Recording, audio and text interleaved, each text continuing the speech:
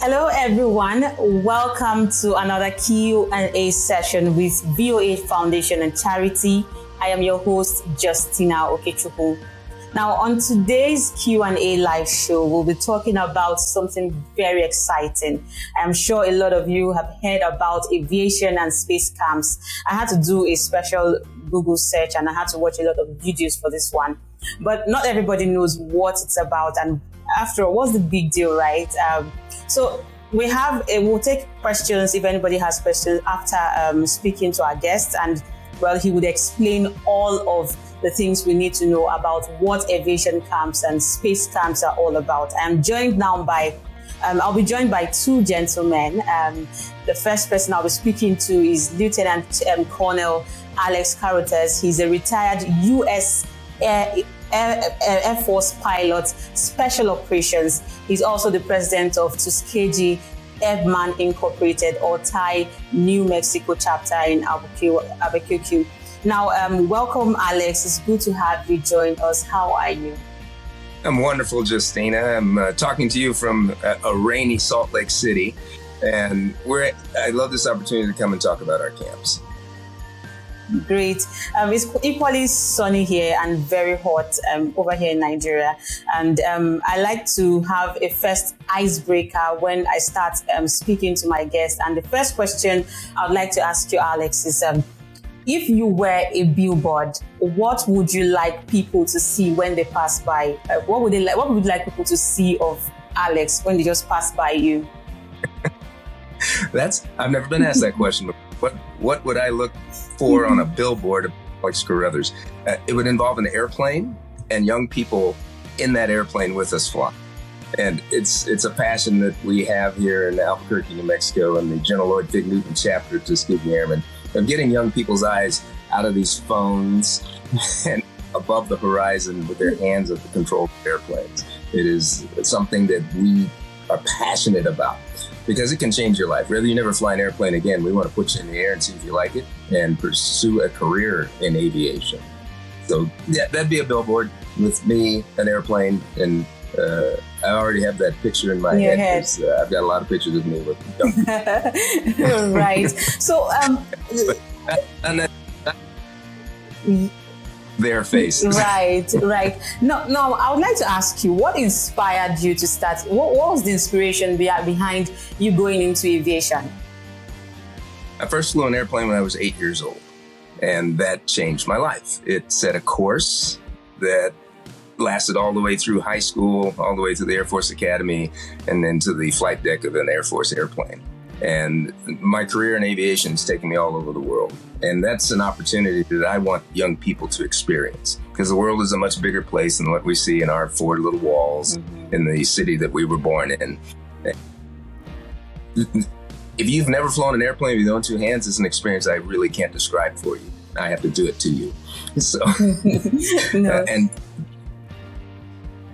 because someone took me flying when I was 8, I seek those opportunities to do the same thing. And I've seen it change lives. It's fantastic. Wow. 8 years. I couldn't have imagined myself flying an airplane at 8. That was, it blows my mind away. And so before I get into what the aviation camps and space camps are all about, tell us a bit more about yourself. I already know now that you flew an airplane at 8 and this inspired you, but just tell us a bit more about yourself and what you do. So what I do now as a contract instructor pilot, I flew for the Air Force for almost 23 years. And when I retired, we do a lot of work in simulators, which is great opportunity to teach kids about how to fly, because we use flight simulators in the real Air Force. We also use them to teach young people at age 8.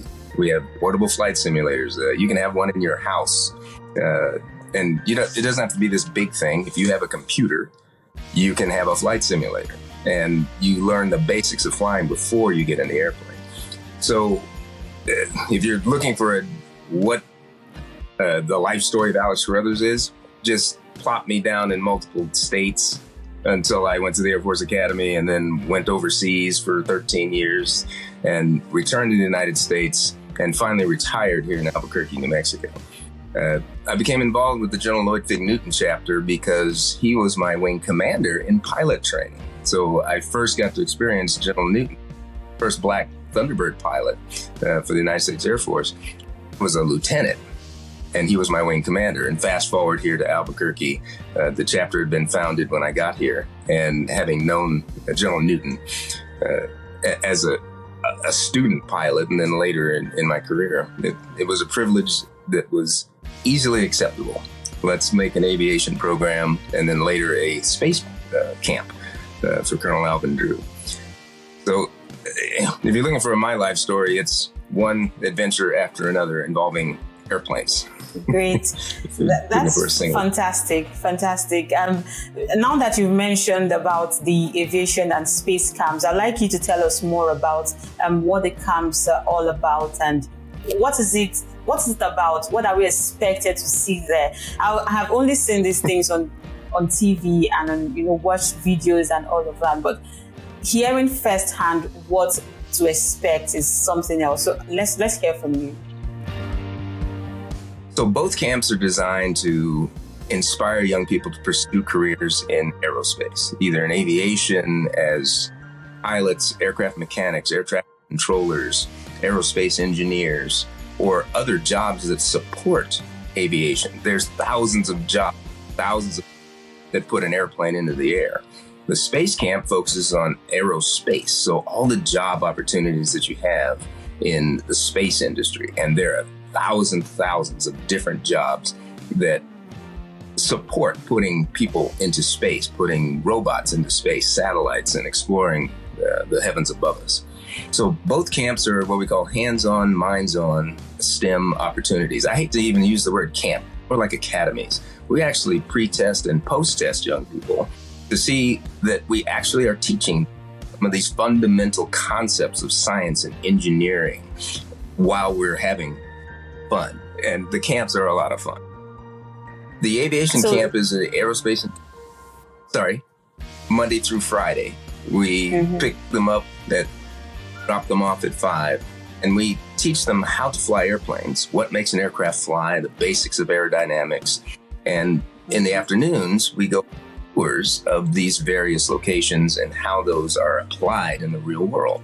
We have both the military and civilian functions for aviation right in one place here at Kirtland Air Force Base and the Albuquerque Sunports. Monday through Friday. Go ahead. So do you have the aviation camps and the space camps together, or when do you have them? At what time of the year do you have them?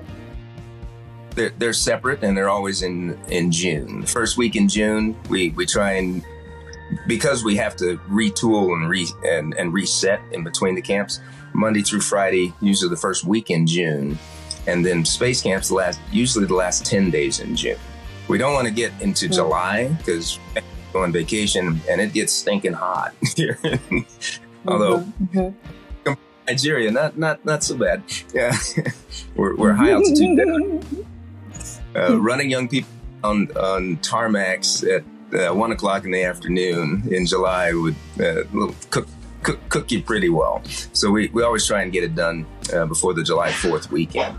Plus, we have staff that oftentimes are teachers themselves, and they need to go on vacation. They need to take a break from all these young people and get reset for school to start again in August. Now, I wanted to ask, how significant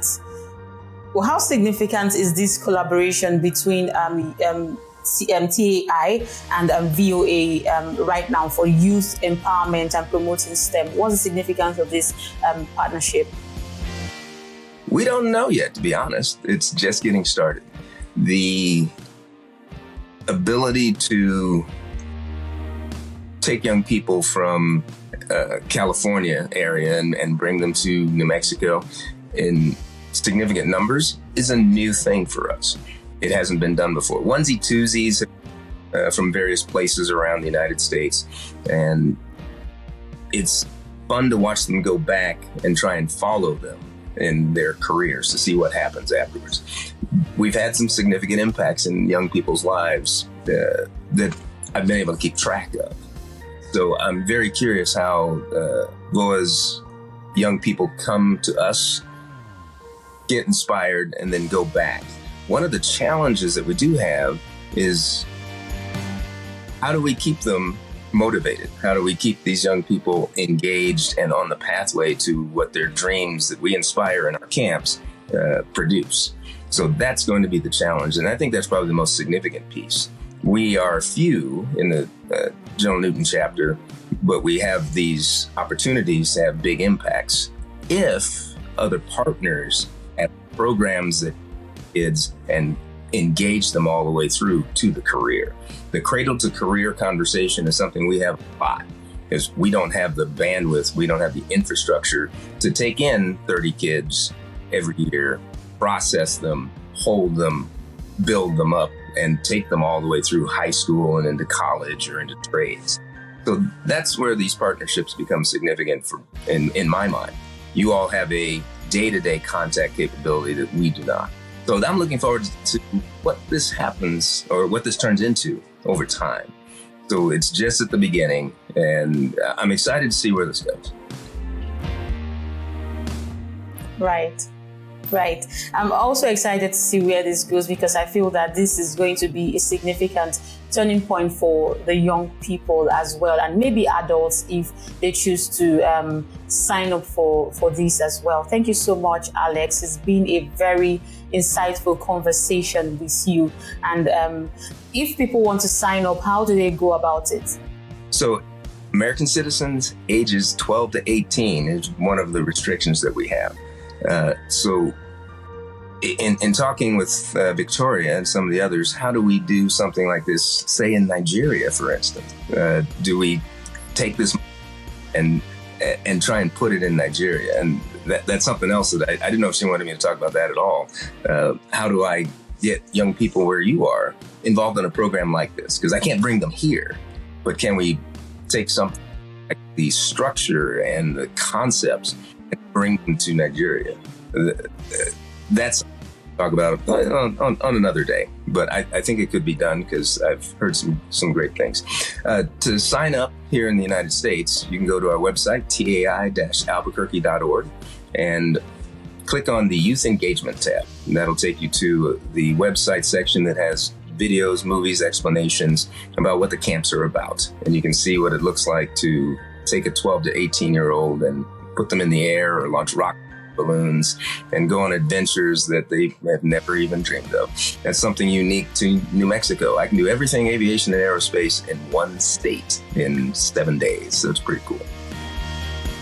Pretty cool. Thank you so much, Alex. Thank you so much for speaking with us on this VOA Q&A session. It's really been an insightful one for us.